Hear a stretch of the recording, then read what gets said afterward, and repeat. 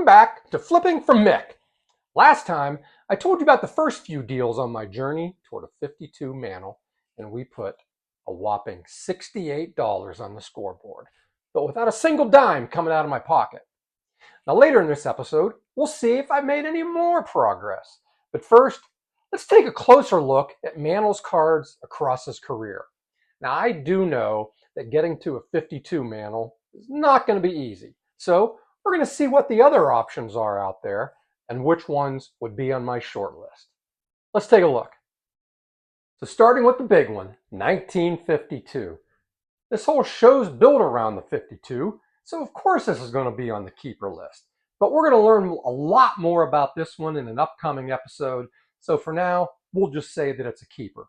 Hey, and on the field, it was a good year for Mantle. It was his first 300 season and the first of his 18 All-Star games. So, moving on to the next year, 1953. Great card, but as much as it costs to get even a beaten up 53, I'd rather spend that on a nicer one from another year. Not a keeper for me. Appreciate the card tops, but no offense. Next year, 54 and 55. No tops cards, because Mantle was under exclusive contract with Bowman. So, hey, let's move on to 56. You know, if it weren't for the 52 card, this is the card that I would want. It is absolutely gorgeous. I love the horizontal layout with the two shots on it.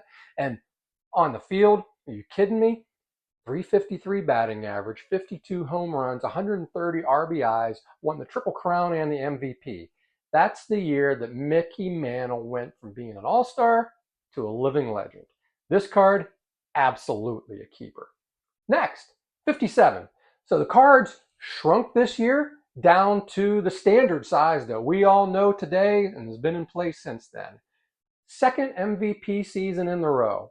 You know, not a huge fan of this card. Nice one, but not for me. Not a keeper. 1958 was a good year for Mantle. 52 home runs card.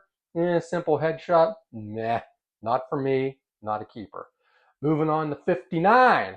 Another good year. 31 homers, 285 batting average, but I have always hated this little circular design on the 59s. Not for me, not on my list. Next, 1960.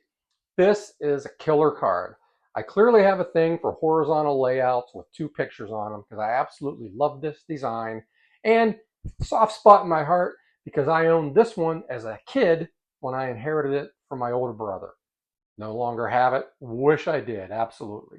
But this is certainly a keeper. My second favorite year behind the 56 card. Next, 61. Are you kidding me? It's the year of M&M boys, Mantle and Maris. Roger hitting 61 and Mickey hitting 54. But I'm not a fan of this card design. Not a keeper for me. Moving on to 62. It was Mantle's third and final MVP season where he hit 321 and 30 home runs. I am not a fan of this wooden design or the basic headshots, so I'll pass on this one. No offense, I'm sure there's 62 fans out there. 63. Tough year for Mantle. Injuries are starting to set in. He only played 65 games. Hey, I appreciate the two photos on here, but not a keeper for me. Moving on to 64.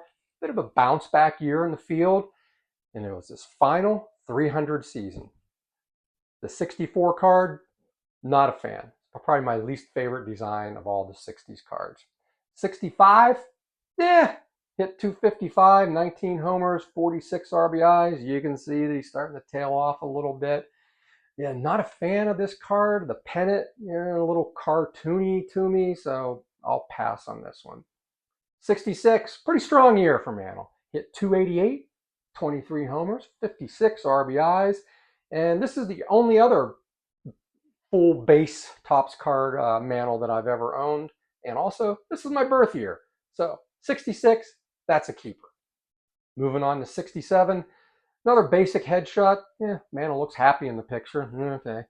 Average, really dropping though. Down to 245. Hit 22 homers, 55 RBIs. I'm going to pass on this one. 68. Rough year. Dropped him below 300 for his career. and not a fan of this design, so not a keeper. Finally, 1969. I didn't know a lot about this card in the full end of Mantle's career. I didn't know that he retired before the 69 season. Cool thing, it says so right in the card. So Topps kind of had the set ready to go. Then it says right on there, retired March 1st of 1969. So I'm a stats geeky, nerdy kind of guy. So I love that this card has its full career stats on there. Usually when a superstar or any player retires, you don't get to see their final season stats on their last card. But in this case, we get to see his 536 home runs, which ranked third at the time he retired. And sadly, you can see that career 298 batting average. It's tough because we all know what a great hitter Mantle was. So just sad to see that injuries in the last handful of years took him under that 300 lifetime average. But learning all this about this card has really made me a fan of the 69 card. So this is definitely a keeper and on my short list. So there you have it. A look at all of Mickey Mantle's Topps base set cards. Now in a future episode, we'll dig into the values and population reports and all that kind of good stuff. But out of 16 cards, there's only 5 on my short list that I'm being considering as I go along on this journey. The 52, of course, and then 4 other ones, the 56, the 60, the 66, and 69. So now, let's go back and see if I've made any more progress for being able to afford any of these. So in the last episode, I shared the first handful of deals that put $68 on the board. Yeah. This past week, I made a lot of progress. First, I leveraged my connections by helping my buddy with his graded sets. Several different rounds of buying, selling, and reinvesting got the pot over $125. Now I've been targeting that mark because I knew that getting to that range would allow me to buy some decent lots that I could turn nice profits on. So I was able to find a pretty sweet 1973 lot, around 200 cards in it, with plenty of stars and high numbers. So one of the other guidelines I set for myself was to focus on the familiar. Now I know the 73 set, and I could tell this would be a chance to really move the scoreboard. Over the course of the next few days, I was able to break and sell it off with a nice return, bringing the pot up to $208. Now what's the big deal about that? With that much on the scoreboard, I can actually afford a Mantle card. So I've proven the concept, starting with my little stack of $10 worth of cards, and with no money out of my pocket, I've created a fund big enough to actually buy a Mantle card, a low grade 66 or 69.